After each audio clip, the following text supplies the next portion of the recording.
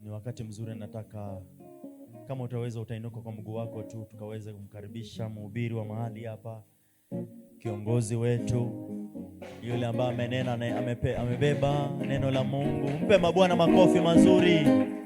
Mpe Bwana makofi mazuri katika jina la Yesu. Haleluya.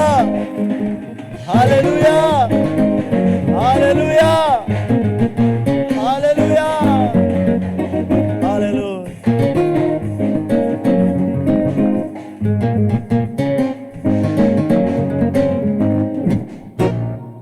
Bwana Yesu asifiwe. Praise the Lord Jesus. Bwana asifiwe sana. Praise the Lord Jesus. Mshukuru Mungu kwa sababu Mungu ni mwema. I thank God because He's good. Shukuru Mungu kwa sababu Mungu ni mwaminifu. We thank Him because He is faithful.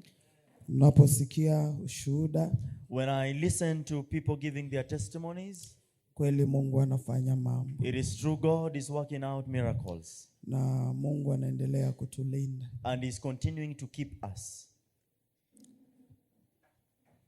Wakati mwingi kama mwanadamu unaweza kuona ni kana kwamba Mungu hajafanya kitu. Many a times as man you can see that God has not done anything. Kwa sababu uko na kusudi au uko na hitaji fulani ambalo unaona bado halijafanyikiwa. Maybe because there is a desire that you feel it has not been fulfilled. Na hapo ndipo unaona ya kuwa Mungu hajatenda. And that's what you think that God has not Lakini done. wakati ambapo tunaamka, But every moment you wake up, ni ushuhuda mkubwa. it is a great testimony. Ni ushuhuda mkubwa. It is a great testimony. Bwana Yesu asifiwe. Praise the Lord. Usikubali wakati unaota unapelekwa kaburini. Don't accept every time you dream that you're being taken to, to be buried. Alafu unasema niwe na mwisho mzuri. And you Unaanza kujitabiria nikufe lakini kuwe na kufa kifo and then kizuri. you begin telling yourself that let me die but have a good death. Ndiyo, kila mwanadamu atapita. It is true that every person will die. Lakini vifo vya haraka sio mpango wa Mungu. But early deaths are not the plans of God. Mungu hajakwambia wewe mwaminio ukufe na miaka 35. God has not planned for you who believe in Him to die at 30 years or Hapana. 35. No. Hapana. No way. Lazima utaongezewa miaka. God will have to increase your years. Unapomtumikia Mungu, When we serve the Lord, anasema nitakuongezea siku za kuishi. He says that I shall increase or add days or years of Kwa hiyo living. sio mpango wa Mungu And therefore it's not the plans of uko na God miaka 50 uende kaburini. that you 50 years old and then you Uko na die. miaka 60 unaenda kaburini. You're 60 years and then Unaenda you die. kufanya nini? What are you going to do? Unaenda kufanya nini kaburini? What are you going to do in the tombs? Haujajengea mtoto wako nyumba. You have not put up a house for your children. Haujafanya mema ambayo Mungu anataka ufanye. You have not done the good things Alafu that God unataka wants you to ukufe do. mzuri. And then you want to die Utakuwa well. umekufa tu mubaya. You will be dying just a Jua very hakuna hata terrible death urisi. because there is no inheritance. Hapana. No way.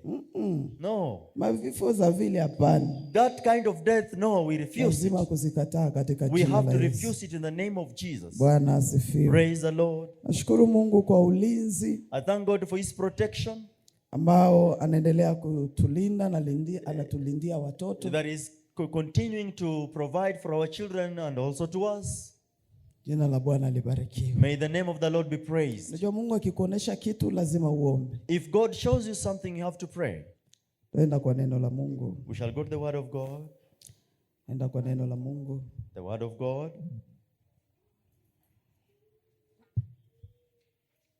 Katika kitabu cha Yohana The book of John 21 mstari wa kwanza mpaka 15.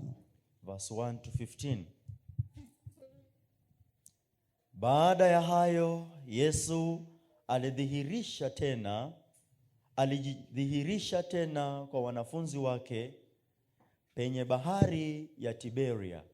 Naye alijidhihirisha hivi: Simoni Petro na Tomaso aitwaye Pacha, Nathanieli wa Kana ya Galilaya na wana wa Zebedayo na wengine wawili wa wanafunzi wake walikuwapo pamoja. Simoni Petro aliwaambia, naenda kuvua samaki. Nao wakamwambia, sisi nasi tutakwenda nawe. Basi wakaondoka, wakapanda chomboni, ila usiku ule hawakupata kitu.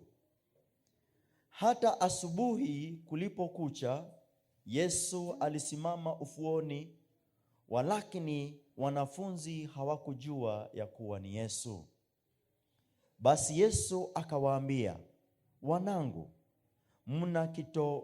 mna kitoweo? Wakamjibu, la. Akawaambia, litupeni jarife upande wa kuume wa chombo, nanyi mtapata. Basi wakatupa, wala sasa hawakuweza kulivuta tena kwa sababu ya wingi wa samaki. Basi yule mwanafunzi ambaye Yesu alimpenda akamwambia Petro, ndiye Bwana. Naye Simoni Petro aliposikia ya kwamba ni Bwana, akajifunga vazi lake, maana alikuwa uchi, akajitupa baharini. Na hao wanafunzi wengine wakaja katika mashua, maana hawakuwa mbali na nchi kavu, ila yapata diraa 200, huku wakilikokota lile jarife lenye samaki. Basi waliposhuka pwani, wakaona huko moto wa makaa, na juu yake pametiwa samaki na mkate. Mstari wa 10, Yesu akawaambia, leteni hapa baadhi ya samaki mliowavua sasa hivi.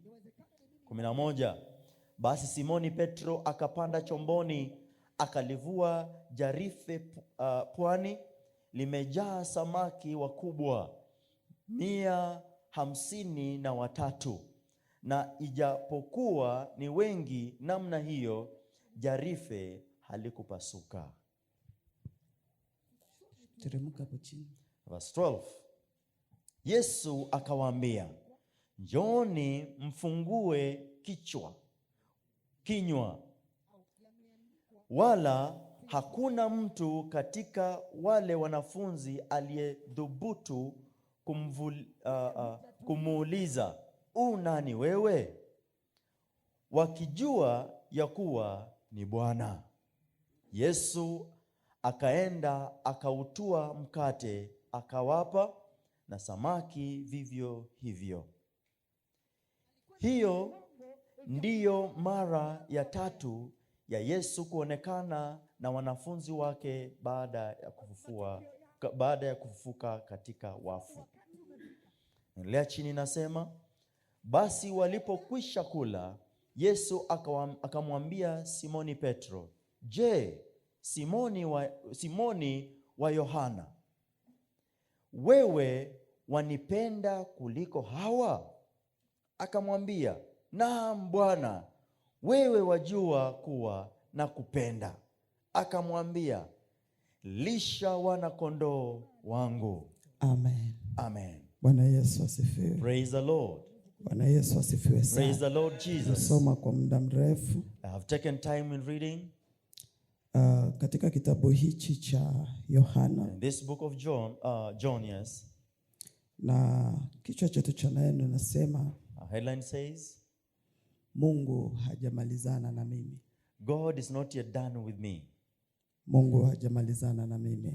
God is not yet done with me. Hapa tunaona habari za Petro. Right now we see the news about Peter. Katika hii historia, in this story, kuna wanafunzi wengi, lakini tutaangalia sana kuhusu Petro. There are so many other disciples, but we shall look at Peter. Huyu Petro ni mtu ambaye alikuwa karibu na Yesu, au mwanafunzi alikuwa karibu na Yesu. Peter is one of the disciples that was so close to Jesus. Alitembea na Yesu. He walked with Jesus.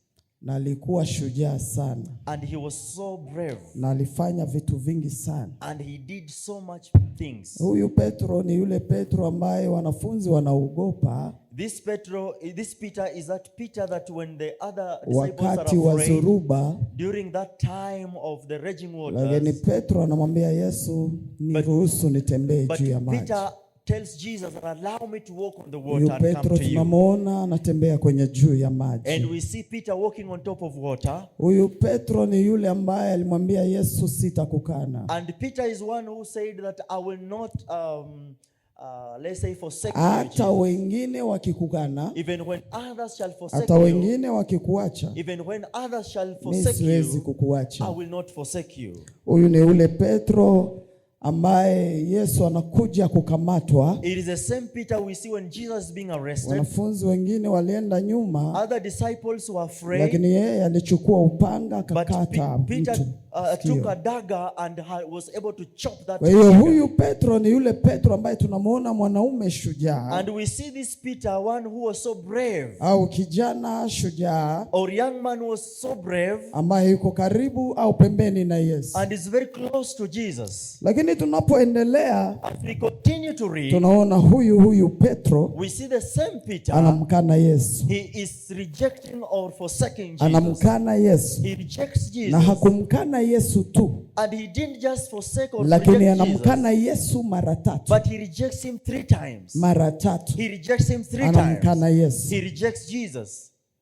Na wakati mwingi ukimwangalia Petro, And many a times when you look at au Peter, Wakristo wengi wakiangalia Petro, or so many Christians, when you observe watachukua Peter, mawe na kumpiga they will Petro always take stones and throw him kwa kile ambacho Petro amefanya, for whatever Peter has done. na watu wengi watamlaumu Petro And so many people will blame kwa Peter sababu Petro ameanguka kwenye dhambi because Peter has fallen in sin, ambayo ni ya kumkana the Yesu, sin of rejecting na Jesus. anamkana Yesu And he rejects Jesus sio mara moja, not one time, lakini anamkana but Yesu he mara rejects tatu. Jesus 3 times. Wanamuuliza, unamjua Kristo? And he's asked, do you Kwa know sababu Jesus? unafanana na. Because you look like him. Anasema hapana. And he said no. Anasema hata kutembea And kwako, they tell him even your way of hata walk, kuongea even kwako your way of talk, kama Kristo. you talk like him. Anasema huyu And Bwana he said, no, I simjui. don't know this man. Kwa hiyo alimkana Therefore, Yesu. he rejected Jesus. Na watu wengi And many people, unaweza kimbilia haraka you can run quickly kumhukumu Petro to begin judging Peter kwa sababu because dhambi yake inaonekana his wazi. sin is sin.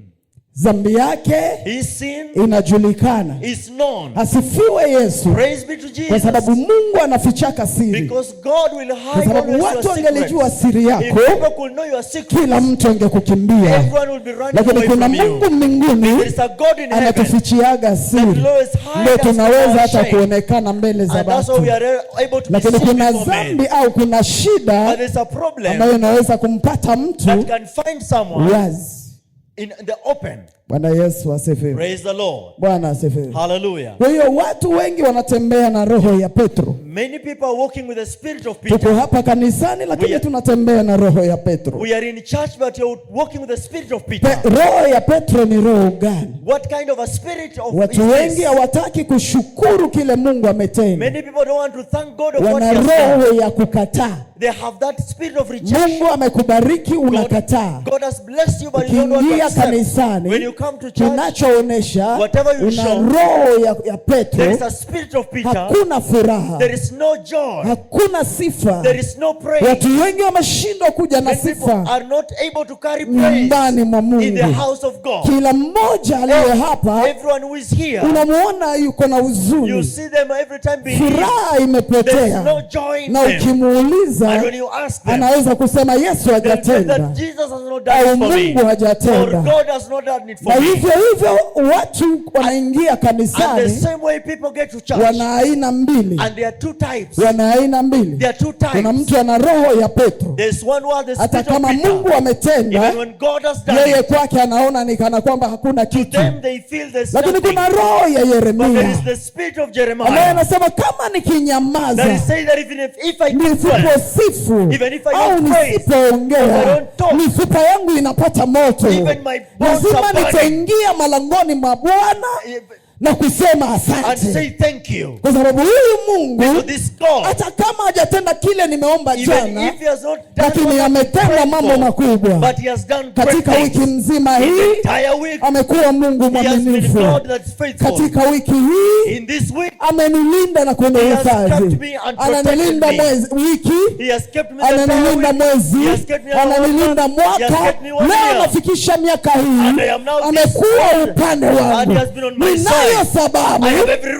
reason kuingia nyumbani to come to mwake the house of na God kupiga kelele za and sifa. praise him. Ninayo sababu I have every ya reason kumwambia Mungu Tell the asante. Lord, thank you. Sitakaa I will unyonge, not sit weak. sitakaa I will not kujihurumia. sit and be Ndiyo maana relieved. Paulo anasema That's why Paul says, nayaweza mambo that I yote am able to do katika yeye everything anitiaye in nguvu. him that is Anajitia strengthening me. nguvu He gives hata himself kama strength. niko Even gerezani, if I'm in prison, hata kama na shida, even if I am hata kama full, sishibi, even if I'm lakini hungry, Mungu anabakia kuwa but God Mungu. remains to be God. Mungu anabakia kuwa God remains to be Mungu. God. Bwana asifiwe. Praise the Lord. Watu wengi So many wanakosa people, shukurani they have no mbele za thoughts Mungu. of gratitude before Anakuwa God. na sababu, They have other reasons. anakuwa na They uchungu have pain. ambayo hawezi ingia nyumbani They mwa cannot Mungu come to the house of wakimwambia God inua mikono, and say that if yeye hawezi they kuinua cannot mikono. lift their hands. Wakimwambia lala, If you are anakwambia told to yeye sit down, hapana, they say piga no. magoti, Kneel hapana. down. No. Lakini But kama Mungu if God, unajua ya kuwa amefanya katika maisha you yako know very well He has done it for Unayo you in your sababu life, you have every ya reason kumsifu Mungu. to praise Him. Ndiyo sijajibiwa kile ambacho nimeomba, Yes, I've not received the answer of what I've lakini been kuna praying vitu for, vingi but there's so much ambavyo Mungu that the amenijibu. Lord has answered Kuna me. vitu vingi There's so much ambavyo Mungu that the ametenda. Lord has done. Kuna vitu vingi, There's so much mimi ni ushuhuda, that I am a kwa maana nikilala testimony, because when I sleep, nasikia kuna msipa moja uko hapa, I feel there is na huu msipa there is an hata artery ukifunga here. pumzi hapa, Even when you huu msipa breathing, au nyamazi, this artery does not stop. utasikia It is unagonga, always pumping. inakuonesha ya It's kuwa always showing you bado ungali that you are mzima. still alive. Miaka yako yote Your entire huu years, msipa unagonga kaka, this artery is still always pumping and pumping. haujawahi It has kusimama. never stopped. Lakini kuna watu There ambao are people wameguswa, that has been touched wamesikika kama msipa umenyamaza and they kimya, have felt that lakini pipe is cha quiet. ajabu But the wonderful unaingia thing is, nyumbani mwa you Mungu come to the house of God, ukiwa na huzuni, that you are full of grief. unaingia nyumbani You mwa come to the Mungu house of God, ukiwa na na uchungu, you are full of pain and questions, lakini hujui ya kuwa and you do not know Mungu God amefanya kitu kubwa. has done a great thing. Bwana asifiwe. Praise the Lord. Unajua kama hujawahi kuumwa, If you've never gone through pain, ukisikia mtu anashuhudia kuumwa, and you're talking about, you hear someone unaona talking about pain, kawaida. you always think it is normal. Kama unasikia mtu anasema Mungu alinipatia chakula, If you hear someone talking about food God na has given kama him, hujawahi kuwa na njaa, and you've never been on a hungry unaonaka ni stomach, kawaida. you'll always think that is Lakini normal. mpendwa, But let me tell you, beloved, kama uliwahi kuumwa, if you've ever gone through pain, unaumwa tu. if you've gone through pain, Ukisikia mtu anasema when you hear someone nilikuwa say nashindwa hata kuinuka, that I was not able to utamuelewa rise, vizuri you sana, will understand him kwa well, sababu umepitia hapo. because you've gone through the Alafu same. huyu Mungu And this God, akamtoa mahali pale, and he took him from alafu there akamsimamisha and tena. made him stand Tunayo again. sababu ya You kupiga have makofi every mbele za reason to Mungu, applause and kwa give sababu praise to ameondoa God, kifo because he has kept away na death ameleta uzima. and he has brought life. Bwana Yesu asifiwe. Praise the Lord. Bwana asifiwe. Hallelujah. Kwa hiyo huyu Petro, And therefore Peter, kosa yake his problem imeonekana kwa watu wote. is seen before the eyes of everyone. Haikuwa kosa ya kujificha. It was not a problem to be hidden. Kosa ya kujificha A sin to be hidden, unaweza kudili nayo peke yako. you can deal with it personally. Unaweza fanya makosa wewe, You can do a mistake lakini kwa somewhere, sababu watu but hawakukuona because people do not see au you, watu or hawajui, people do not know, unajificha you hide yourself na unapigana nayo and you're fighting over it ili uwe siri, so that it becomes a secret. watu wasione. People should not know. Lakini shida, But the problem, kosa ikionekana when the problem is seen na watu wote wakaiona, and everyone everyone sees kuna it, kuwaga na kitu ambacho kinainuka, there is something else that rises, aibu juu yako, that is upon you, kukatishwa tamaa, that is called that kwa sababu kosa yako because your imeonekana. problem has been seen. Na hapo ndipo And that is the problem. utakutana na watu That's the moment you meet ambao people sasa that now wanaamua kukusema. they decide to gossip about you. Watu wengi ambao wanasema Certain watu, people that are gossiping sio about kusema others, wao ni wazuri it's sana, not because they are so good, lakini kwa sababu makosa yao but because haijaonekana. their problems are not seen. Kosa yako wewe Your sin or your inaonekana. problem is seen. Wakikuangalia When they look at ndoa you, ilikushinda, they say inaonekana. that your marriage, Wanakuangalia, they see huduma yako haiendelei. that your marriage is not Wanakuangalia, when they look at wanaona you, watoto wako wamekuwa your children washindikana. have become a problem. Wakikuangalia, When they look at you, wanaona nyumba yako iko chini your house sana. is very low. Wakikuangalia, When they look at you, hauna chochote. you have nothing. Manake shida yako Your problem au mateso or yako your au aibu trouble yako or your shame inaonekana wazi. is seen Ndio openly. utakutana watu, And you meet people, anaamka asubuhi, you wake up in the anaandika kwenye and they Facebook, write on the Facebook, wengine wanaweka sijui kwa some people on TikTok. the TikTok. Anafurahia shida ya They mwenzake, are very happy of other people's problems. anafurahia kuanguka kwa They are happy mwenzake. because of other people's Wengine problems. wanawaweka kwenye And magazeti. they post them on the wall. Kwa nini wanafanya hivi? Why are they doing Kwa that? sababu ilionekana Because wazi. it is seen Na openly. hivyo hivyo And the same way, makosa ya Petro the problem of Peter, yalionekana wazi. it was seen Hata saa openly. hizi Even now, ninahubiri we as I'm preaching, anguko la Petro. and we are talking about Peter. Alianguka, He fell. He alishindwa, he didn't make it. akashindwa kabisa. And he didn't make it Sio mara moja, not once, lakini ni mara tatu. 3 times. Petro anaanguka, And Peter is falling down. Petro anamkana He Yesu. rejects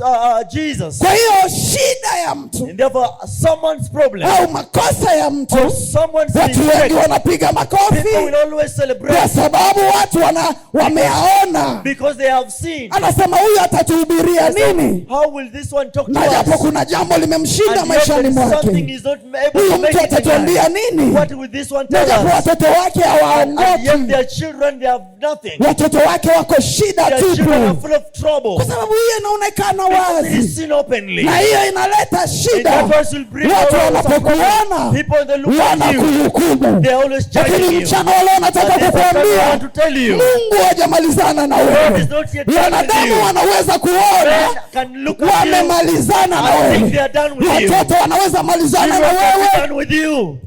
mume anaweza Your malizana na husband can be wewe, done with you. taifa inaweza The malizana na nation can be wewe, done with you. hata kanisa Even the church. inaweza malizana can na be wewe, done with you. lakini kuna Mungu wa But there is a Israeli God of Israel. hawezi malizana He's na not yet wewe, done with you. hawezi He's malizana not na yet wewe. done with you. Hata kama umeaibika, Even if you've been ashamed, hata hali yako even imeonekana when wazi, your ways is hata seen, aibu even yako when you are ashamed, inaonekana it's wazi, seen openly. lakini tuna But we Mungu, have a God hatutupi nje, that does not tuna reject us out. Mungu, We have a God hatukatai, that does not reject lakini us. anasema He njoo, said, "Come to me." hata kama Even umeanguka, if you've fallen, kuna nafasi yako Baba, there is your place here. kuna nafasi yako There is your Baba. place here. Bwana asifiwe. Praise the Lord. Watu wanakatishwa tamaa People are giving up. kwa sababu Why? makosa yao Their problems ilionekana. is seen openly. Watu wanakaa vikao, People sit in nasema congregations we and they're saying, ule that one, tuliona uchi wake, we saw his nakedness. uliona uchi wake You saw his nakedness na unapiga kelele, and you are here making lakini noise. kama Mungu But if God, akiamua kukuacha He wazi, decides to let you be kuna seen watu ambao openly, hawatakaa karibu there are yako. people who will never sit Na- close to Kwa you. neema ya Mungu, But by the grace of Mungu God, amefichika kile ambacho uko nacho, God has hid whatever you Mungu have. amekihifadhi, God has kept it.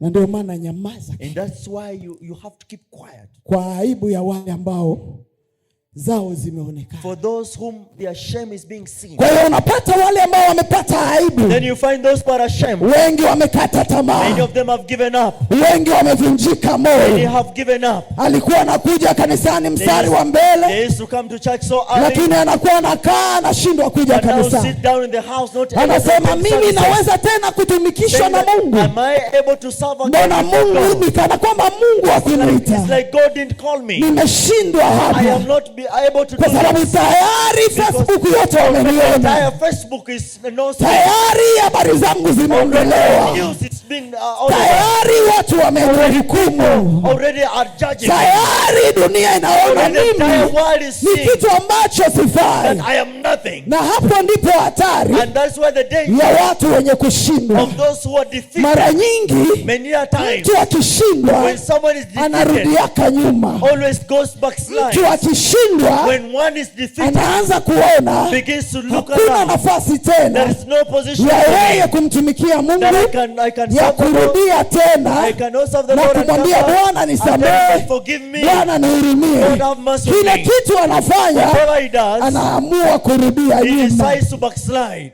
na wakati anapoenda kurudia And nyuma, when he backslides, mara nyingi ukitembea na watu walioshindwa many a times when you walk with the au kuwa defeated na people, marafiki or when you walioshindwa, have friends who are defeated, inakuwaga kama vile ugonjwa wa homa, it becomes like cold to you. inaambukizaga. It is always infectious. Wakati wowote mtu ambaye ameshindwa Many a times people who are defeated, atakuambukiza he kushindwa will always infect you na with defeat atasababisha and will cause wewe umfanane, for you to look like him. He atasababisha will cause, kama yeye alishindwa, if he was lazima na wewe defeated, ushinde. you will also be defeated. Kwa hiyo Petro tunamuona Therefore Peter we see, anaamua, he decides, anawaambia he wanafunzi, tells the disciples, anawaambia wanafunzi, disciples, mimi naona I can see, narudia, I have to go back. narudia kwenda kuvua I'm going samaki, back to the fishing work. narudia kufanya kazi I yangu ya am going kwanza. back to my fishing job. Unaposoma hii When you read this, unaona ni jambo la you kawaida, think it's a normal unaona ni kurudia thing. You tu, think it's just lakini normal. jua vizuri, But for you to understand, kabla Yesu hajakutana na Petro, before Jesus met Peter, huyu Petro this Peter alikuwa anavua samaki. was just a fisherman. Kwa hiyo kurudia kwake nyuma, He's going back there. anarudia maisha He's yake ya going back his zamani,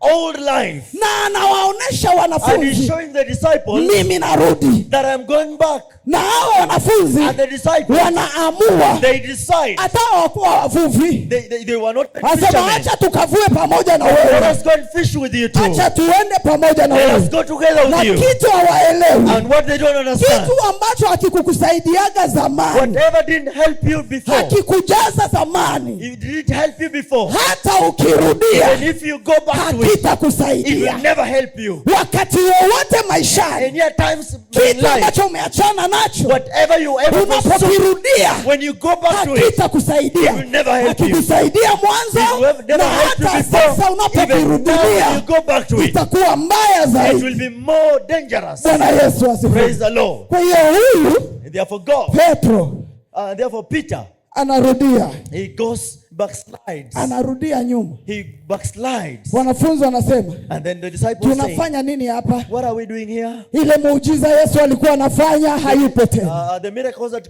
Jesus used to do, they are no Watu more. wengi ambao walikuwa wanakuja nyuma yetu Many hawako people who are tena. following us, they are no more.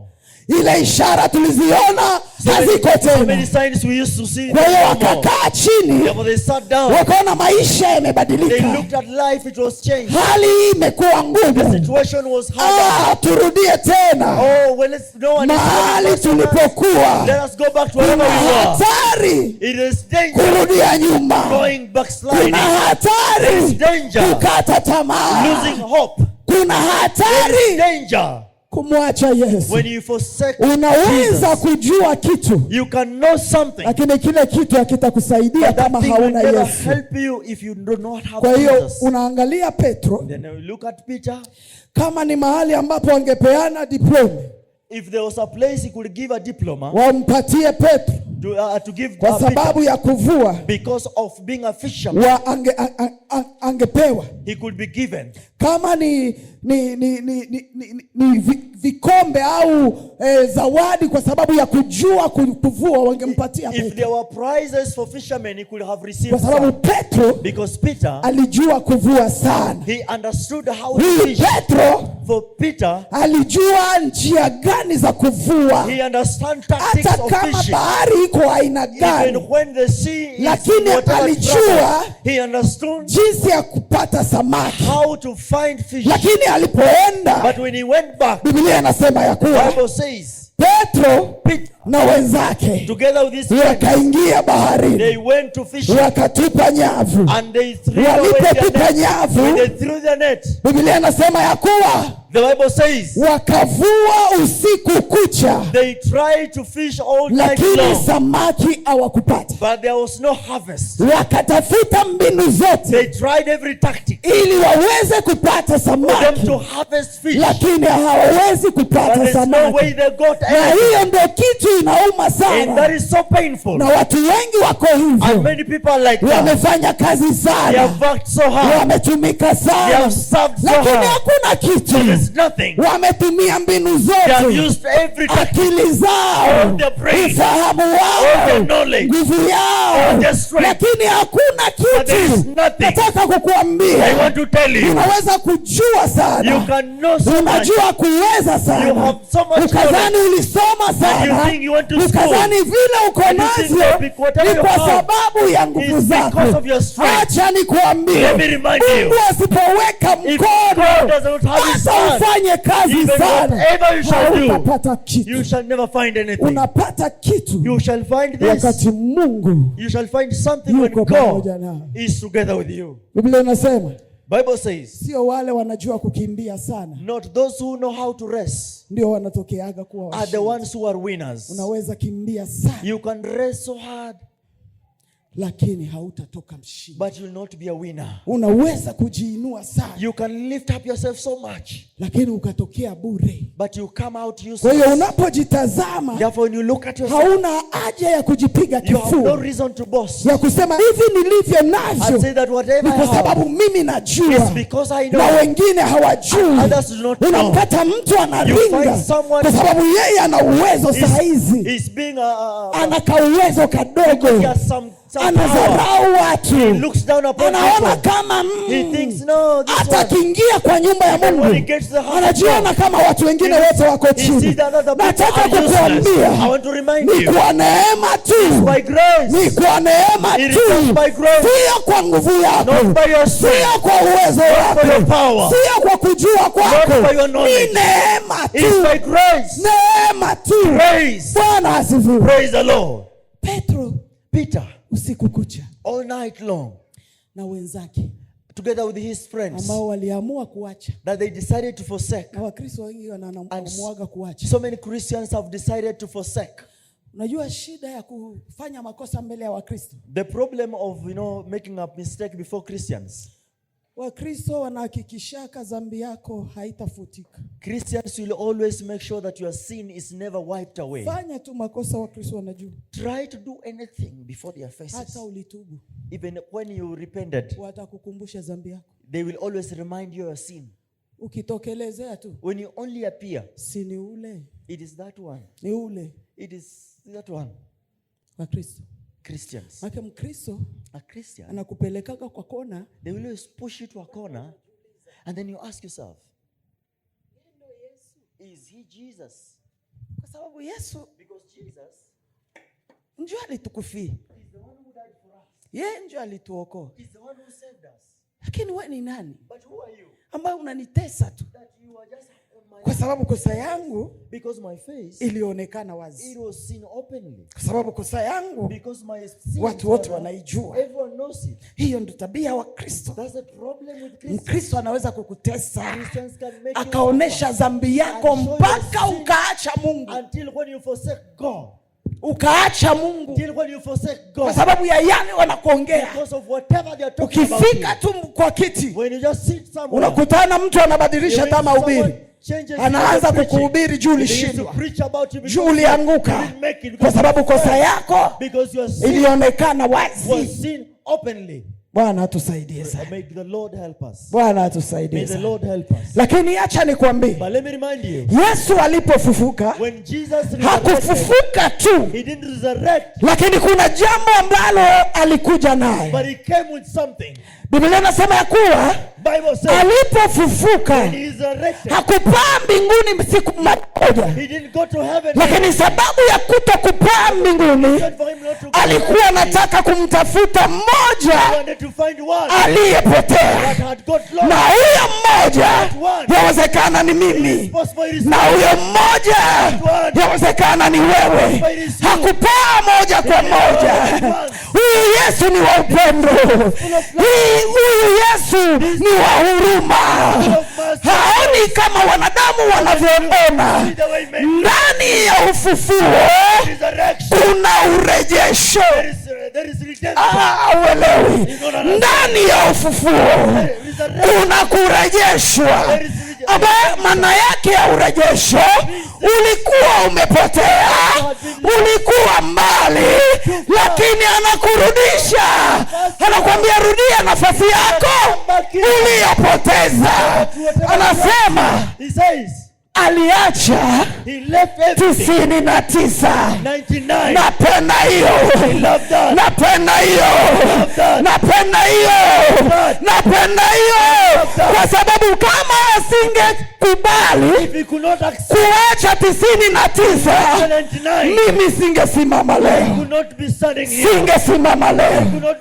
Lakini kwa neema akamtazama Petro, akasema Petro ametembea na mimi. Petro amefanya kazi. Petro alijitoa sana. Petro alifanya mengi. Hata kama majaribu yalizidi, akanikana. Sitamwacha, sitamwacha, sitamwacha. Lazima nimrejeshe, lazima nimrudishe, lazima nimweke nafasi yake. Bwana asifiwe. Mchana wa leo mtu asikutaabishe. Kuna Yesu wa urejesho, anakurudishaga tena. Wewe uliyekata tamaa, ukaacha ukaacha Mungu kwa sababu dhambi yako ilionekana, kwa sababu watu walikuongea, kwa sababu watu wote walijua dhambi yako. Kama Yesu alimrudilia Petro, mchana wa leo Yesu anakutafuta. Rudia tena, rudia tena, rudia tena, rudia tena.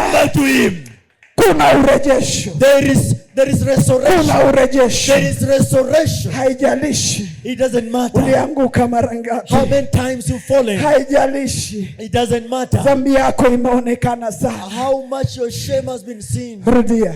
Come back. Pamoja na aibu uliyoipata. Together with whatever you met.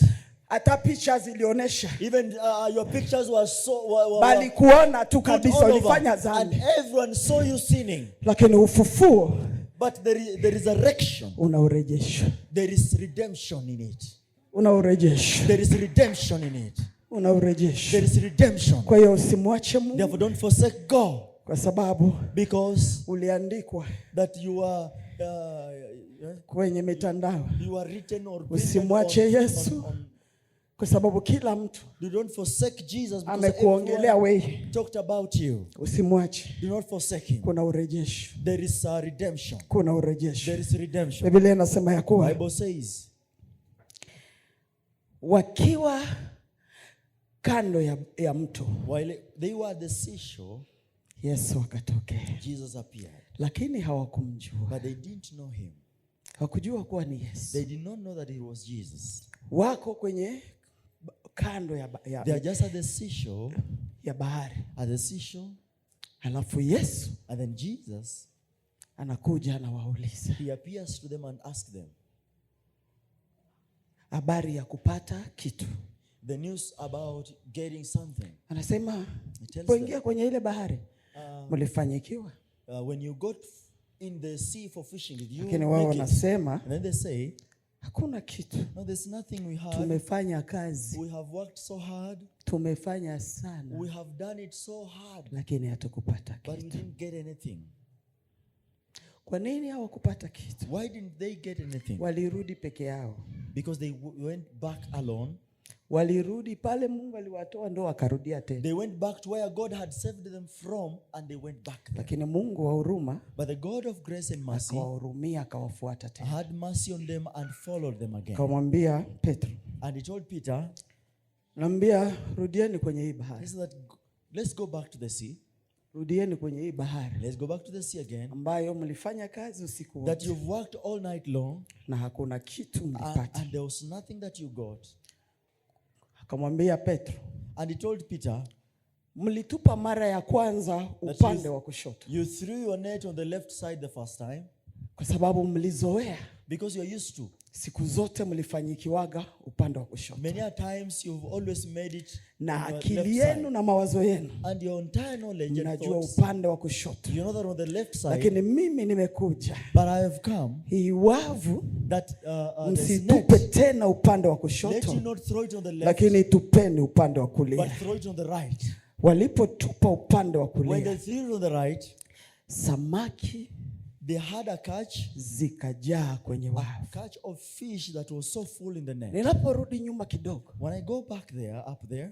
Hao walipomwambia Yesu hatujapata kitu. When they told Jesus that we have found nothing. Unaweza kumwambia. You can tell him.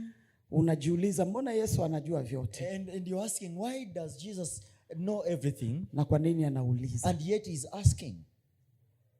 Anajua vyote. He knows everything, yes. Anajua vyote. He knows everything. Alijua walikosa samaki. He knew that they had nothing. Lakini ilibidi awaulize. But he had to ask them. Na wakati anapowauliza, and when he asked, lazima wao wenyewe they had themselves wakiri. To confess. Unaposema kweli, when you confess the truth, hapo ndipo mwanzo wa baraka yako. That's the beginning of your blessings. Watu wengi hawafanyikiwi. Many people have no success. Kwa sababu ya uongo. Because of lies. Kwa sababu ya kujificha. Because of trying to hide their kuna vitu ambavyo Mungu anataka wabarikiwe. God wants them to be blessed. Lakini kwa sababu ya kutokusema kweli. Because of not speaking the truth.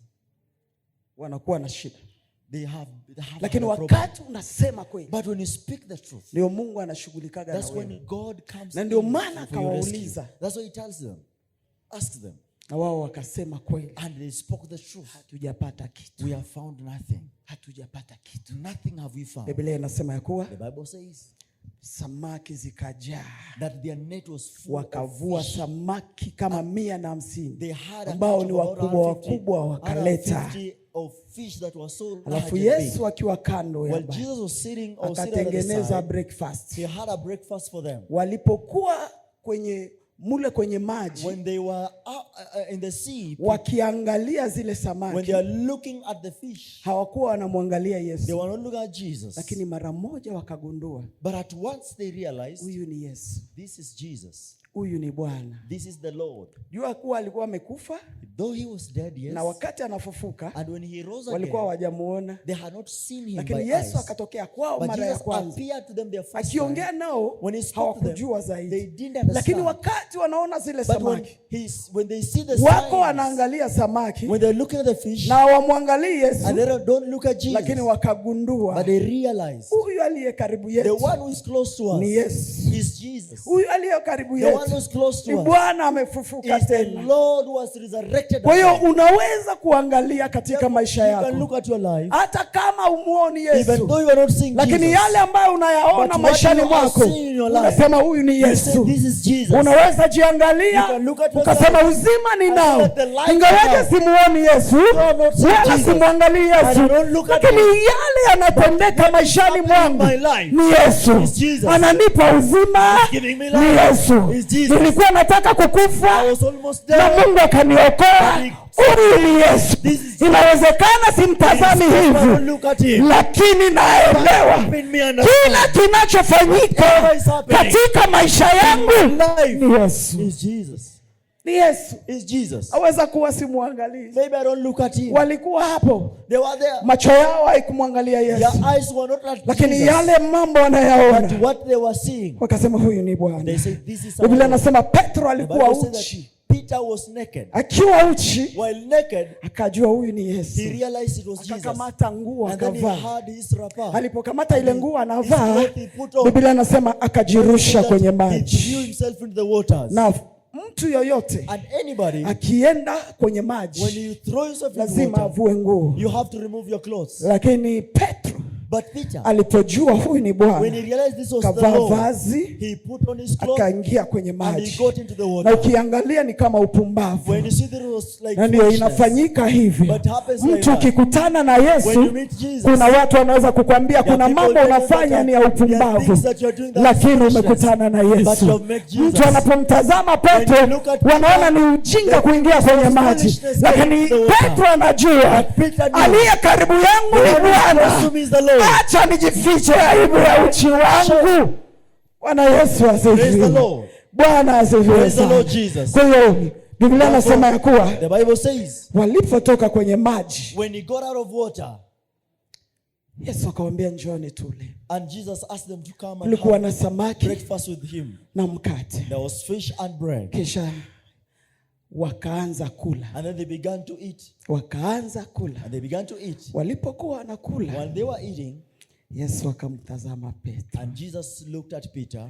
Akamuuliza Petro. And he asked Peter. Mwambia Petro. And he asked him, Peter, je, unanipenda? Do you love me, Peter? Unanipenda? Do you love me? Petro anamjibu. And Peter is answering. Unajua, you know, nakupenda Bwana. I love you, Lord. Petro, Yesu akimuuliza swali hili. And while Jesus is asking this specific, ambia, je, unanipenda kwa sababu nakupatia mikate? Do you love me because of bread? Je, unanipenda kwa sababu nimekuponya? Do you love me because I've healed you? Je, unanipenda kwa sababu nafanya miujiza? Do you love me because of my miracles? Je, utaendelea kunipenda hata kama sitafanya miujiza? Will you continue to love me even without my miracles? Petro, and Peter, anajibu, he answers, yes. He says, Jesus, najua nakupenda. You know that I love you. Kwa hiyo mchana wa leo, therefore this afternoon, lazima umpende Mungu. You have to love God. Hata kama even if hauna ule Bwana ambaye umeombea, you have no that law, that lazima umpende Yesu. Hata kama even if kuna mambo ambayo uliombea haijafika, lazima umpende Bwana. Kwa nini tunampenda Yesu? Why do we love Jesus? Kwa nini tunampenda Yesu? Yawezekana niliombea nyumba, lakini nyumba haijajengeka. Yawezekana niliombea mambo fulani, lakini haijatokea, lakini bado nampenda. Kwa nini Yesu nampenda Yesu? Nampenda Yesu kwa sababu alinipenda kwanza. Alijitoa kwa ajili ya maisha yangu. Nampenda Yesu kwa sababu alibeba msalaba. Nampenda Yesu kwa sababu alikubali kupigwa mijeledi. Nampenda Yesu, alinichagua katikati ya wanawake wengi walio duniani, warembo, wenye mwili mzuri, wenye ufahari, wenye majina, wasomi, watu ambao wanatamanika, lakini Yesu akanichagua. Nampenda Yesu kwa maana alinionea huruma. Hata kama hitaji ninayoombea haijafika, lakini bado nampenda. Nampenda Yesu aliyeenda msalabani akasema yote yamekwisha, akachukua laana yangu, akachukua balaa zote. Nampenda Yesu aliyekubali kupigwa mkuki kwenye ubavu kwa sababu yangu. Nampenda Yesu aliyeingia kaburini akachukua ufunguo. Leo naishi maisha ya ushindi kwa sababu ya Yesu. Nampenda Yesu. Nampenda Yesu. Hata kama hitaji haijajibiwa, that my desire has not been answered, I love him. Nampenda Yesu. I love Jesus. Nampenda Yesu. I love Jesus. Yawezekana unaona, it is possible you can see, sijafikia pale watu wengine wanataka nifike, I am not yet where lakini bado nampenda Yesu. But I still love Jesus. Bado nampenda Yesu. I still love Jesus. Bado nampenda Yesu. Bado nampenda Yesu. Bado nampenda Yesu. Bado bado nampenda Yesu.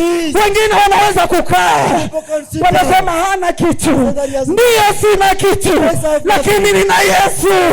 Nina Yesu. Nina Yesu. Nina Yesu. Nina Yesu. Nina Yesu. Nina Yesu. Nina Yesu. Jesus. I have Jesus. Hallelujah. Naweza kuona, you can see, maisha kwangu ni magumu, that my life is quite challenging, but I have Jesus. Na bado nitamtumikia. That I still serve him. Na bado nitampenda. And I'm still loving him. Mchana wa leo. This afternoon. Mchana wa leo. This afternoon. Jitabirie. Prophesy to yourself. Mungu, God, hajamalizana na. He's not yet done with you. Hajamalizana. Not yet done with you. Hajamalizana. Not yet done with me. Hajamalizana. Not yet done with me. Biblia inasema ya kuwa, the Bible says, akamwambia Petro, he looked at Peter and told him, tunza kondoo zangu. Take care of my sheep.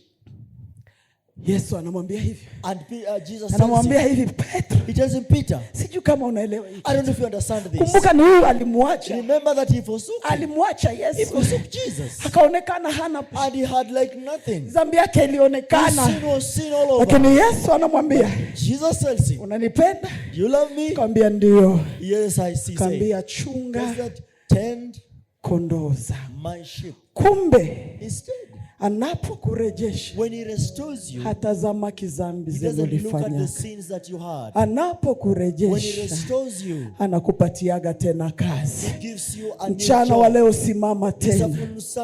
Simama tena. Stand again. Aliyemuitika Petro, the one who accepted, ni yule is the same. Rudia tena. Come back to him. Rudia tena kwa Come kazi back to yake. him, to his work. Achana na habari za aibu. Leave alone this. Acha watu wakuseme. Let people talk. Kama ulikuwa muimbaji, if you are a singer, rudia kuimba. Come back and minister. Kama ulikuwa mhubiri, if you are a preacher, rudia kuhubiri. come back and minister. Kama ulikuwa mtoaji, if you are a giver, rudia kumtolea Mungu.